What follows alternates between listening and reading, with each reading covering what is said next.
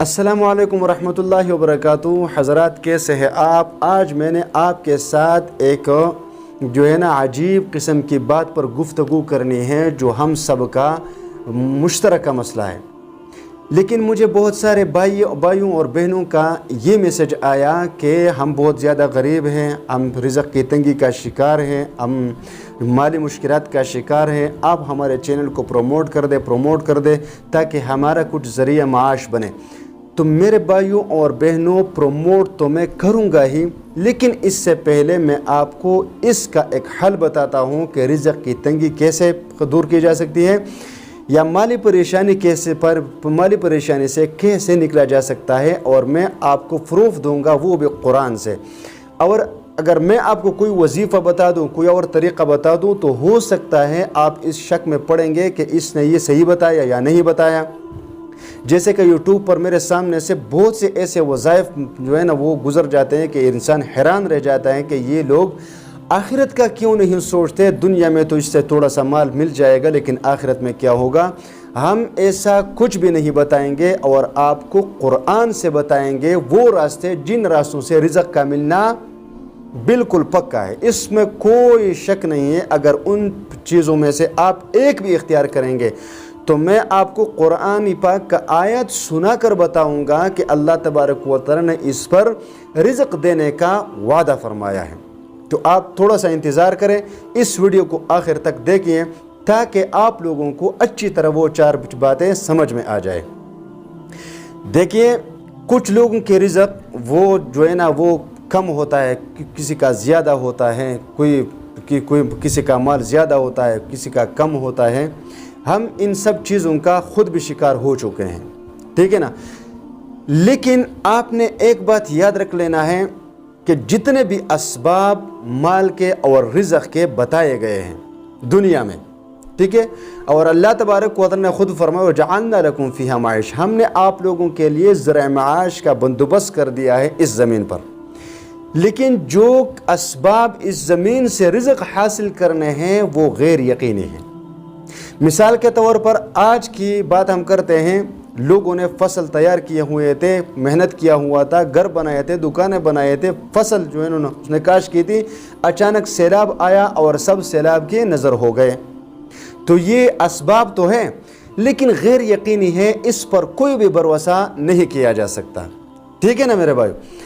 اب جو میں آپ کو قرآن پاک سے بتاؤں گا وہ چار چیزیں جس میں کوئی شک نہیں، شک اور شبے کی اس میں گنجائش نہیں، اگر آپ سب پہ عمل کریں گے تو یا بسم اللہ۔ اگر ان میں سے آپ ایک پر ایک پر آپ وہ قائم رہیں گے، اللہ تبارک و تعالی آپ کو وہاں سے رزق کا بندوبست فرمائے گا جہاں سے آپ کا وہم و گمان نہیں ہوگا، جو کہ قرآن پاک خود بتا رہا ہے۔ اور قرآن پاک کی بات یا حدیث رسول میں کوئی کسی قسم کا شک و شبہ نہیں۔ تو اس میں سے سب سے پہلا سبب جو اللہ تبارک و تعالیٰ نے بیان فرمایا ہے وہ سورۃ البقرہ میں ہے، اور میرے اس چینل پر علماء بھی ماشاءاللہ الحمدللہ بہت ہیں، وہ بھی اس پر رائے دے سکتے ہیں کہ کیا یہ چیزیں جو میں نے بتائی آپ کو یہ سچ ہے یا میں جھوٹ بول رہا ہوں۔ تو اس میں سے سب سے پہلا سبب جو اللہ تبارک و تعالیٰ نے فرمایا ہے وہ ہے سورۃ البقرہ میں، اور اللہ تبارک و تعالیٰ سورۃ البقرہ میں یوں فرماتے ہیں مثل الذین ينفقون اموالهم في سبيل الله كمثل حبة انبتت 7 سنابل في كل سنبلة 100 حبة واللہ یضاعف لمن یشاء واللہ واسع علیم۔ یہ پہلا سبب ہے، اللہ کے خزانوں سے مفت میں پیسے اور رزق لینے کا پہلا سبب یہ بیان ہوا ہے۔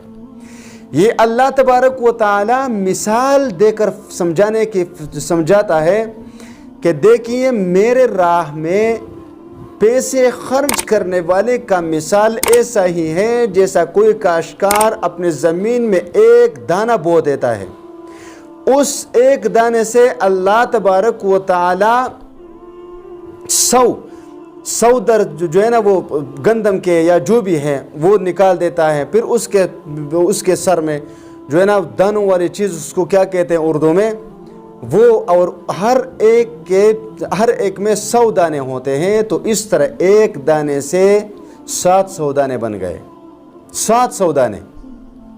یہ دو چیزیں میں بتا نہیں سکا اردو میں آپ کو پہلے بتا چکا ہوں کہ میری اردو تھوڑی سی کمزور ہو چکی ہے، پہلے نہیں تھی، اب تھوڑی سی کمزوری آ چکی ہے، کیونکہ 22 سال کا عرصہ ہو گیا پشتو کے کتابیں پڑھتے پڑھتے، عربی کی کتابیں پڑھتے پڑھتے، تو وہ اردو تھوڑی سی کمزور ہو چکی ہے۔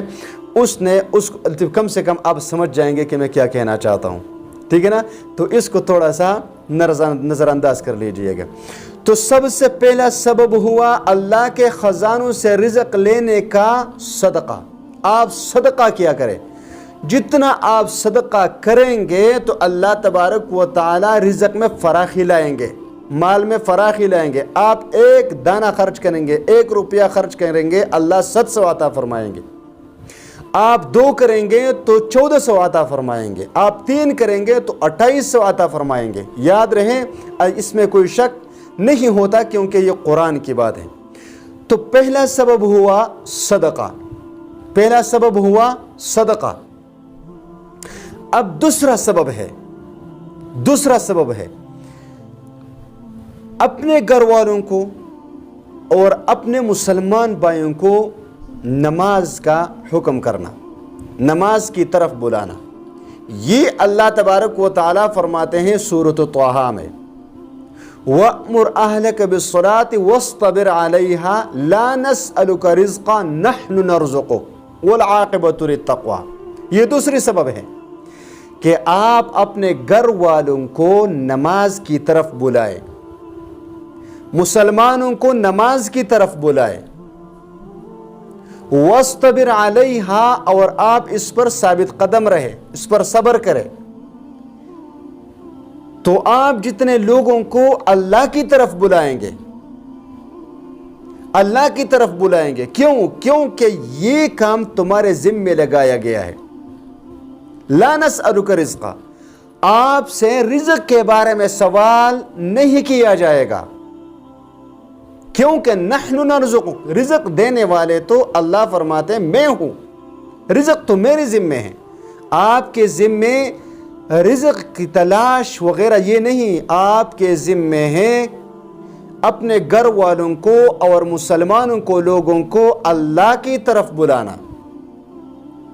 تو جو اس بات پر ثابت قدم رہے گا، اللہ تبارک و تعالیٰ اس کے لیے غیب سے رزق کا بندوبست فرمائے گا۔ اور آپ کو میں ایک اور فروق بتا دوں، علماء کو آپ دیکھ رہے ہیں، مدارس کے قراء کو آپ دیکھ رہے ہیں کہ کوئی 3000 میں، کوئی 5000 میں مہینے میں وہ مسجد میں پابند رہتا ہے، مدرسے میں پابند رہتا ہے، اور آپ یہ مہنگائی دیکھ رہے ہیں، لیکن اللہ تبارک و تعالیٰ پھر بھی ان کے لیے کافی ہو جاتا ہے، اور ان کا رزق باقی لوگوں کے رزق کے نسبت زیادہ ہوتا ہے، کیونکہ وہ اللہ تبارک و تعالیٰ کے اس فرمان کے مطابق اپنی زندگی گزار رہے ہیں، لوگوں کو قرآن سکھا رہے ہیں، لوگوں کو اللہ کی طرف بلا رہا ہے، تو اس لیے اللہ تبارک و تعالیٰ ان کے رزق کا بندوبست غیب سے فرما دیتا ہے۔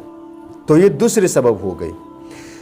تیسری سبب اللہ تبارک و تعالیٰ سورۃ نوح میں فرما دیتے ہیں، فَقُلْتُ اسْتَغْفِرُوا رَبَّكُمْ إِنَّهُ كَانَ غَفَّارًا يُرْسِلِ السَّمَاءَ عَلَيْكُمْ مِدْرَارًا وَيُمْدِدْكُمْ بِأَمْوَالٍ وَبَنِينَ وَيَجْعَلْ لَكُمْ جَنَّاتٍ وَيَجْعَلْ لَكُمْ أَنْهَارًا، کہ آپ استغفار پڑھ لیا کریں۔ تو جب کسی پر مالی پریشانی آ جاتی ہے یا جب کسی پر رزق کی تنگی آ جاتی ہے تو اس کو کیا کرنا چاہیے؟ استغفار، یعنی اپنے گناہوں پر اللہ سے بخشش طلب کرنے کو استغفار کہتے ہیں۔ تو استغفار پڑھ لیا کریں، جتنا آپ استغفار پڑھیں گے تو اللہ تبارک و تعالیٰ آپ کی رزق کی تنگی دور فرمائیں گے، اللہ تبارک و تعالیٰ آپ کی مالی مشکلات دور فرمائیں گے۔ یہ پکی بات ہے، قرآن کی بات ہے۔ میں نے آپ کو پروف کے طور پر قرآن کی آیات سنائے جس میں کسی قسم کی شک اور شبہ کی گنجائش نہیں ہے۔ تو تیسری چیز کیا ہوئی؟ استغفار۔ اس کو خوب یاد کریں، اور اگر سارے پر عمل کر سکتے ہیں تو بسم اللہ، सारे पर नहीं तो कम से कम एक पर अमल करें, इंशाअल्लाह ताला अल्लाह तबारक व तआला आपकी माली परेशानी और इज्जत की तंगी दूर फरमा देंगे। तो तीसरी चीज़ हुई इस्तिग़फ़ार। अब चौथी चीज़ जो अल्लाह तबारक व तआला बयान फरमाते हैं वो है सूरतुत तलाक़ में। सूरतुत तलाक़ में 28वें पारे में अल्लाह तबारक व तआला जिक्र फरमाते हैं, और वो है क्या? वमन यत्तक़िल्लाह यजअल लहू मख़रजा व यरज़ुक़हु मिन हैथु ला यहतसिब। चौथी चीज़ ये है कि अल्लाह तबारक व तआला फरमाते हैं जो मुझसे डर गया, यानी तक़वा जो हम कहते हैं ना, तक़वा का नाम है हर किस्म छोटे और बड़े गुनाहों से अपने आप को बचा के रखना, इसको कहते हैं तक़वा। तो जो अल्लाह से डरा, जिसमें तक़वा आ गई, जिसमें परहेज़गारी आ गई, तो अल्लाह तबारक व तआला फरमाते हैं वयरज़ुक़हु मिन हैथु ला यहतसिब। अल्लाह तबारक व तआला उसके लिए रिज़्क़ का बंदोबस्त वहाँ से फरमाएंगे जहाँ से इसका गुमान भी नहीं होगा। तो आप खानकाओं में जाएं, वो लोग मजदूरी नहीं करते, बस तक़वा इख्तियार किए हुए हैं, इस्तिग़फ़ार पढ़ते हैं, लोगों को अल्लाह की तरफ बुलाते हैं, सदका करते हैं, तो आप वहाँ जाए, वो मजदूरी नहीं करते, फिर भी उनके खानकाहों में देगे पकते ही जाते हैं और उनमें कोई कमी नहीं आती। मदारिस में जाए, मसाजिद में आ जाए, लोग हैरान है कि उलमा की रिज़्क़ का बंदोबस्त कहाँ से होता है, मदारिस के ये अखराजात कहाँ से पूरे हो जाते हैं। आप देखते नहीं, कभी कहते हैं हुकूमतें कि इनके कवायफ जमा करें, तहक़ीक़ करें कि इनको ये फंड्स कहाँ से मिलती हैं, तो इनको ये फंड्स मिलता है अल्लाह की तरफ से, इनका बंदोबस्त होता है अल्लाह की तरफ से। मैं आप लोगों को कहता हूँ इन 4 चीज़ों को आप अपना लें, या इनमें से किसी एक चीज़ को अपना लें, इंशाअल्लाह ताला अल्लाह तबारक व तआला आपकी रिज़्क़ की तंगी और माली परेशानी खुद ब खुद ख़त्म कर दें। ये अल्लाह तबारक व तआला का फरमान है, इसमें किसी किस्म का शक और शुबह की गुंजाइश नहीं है।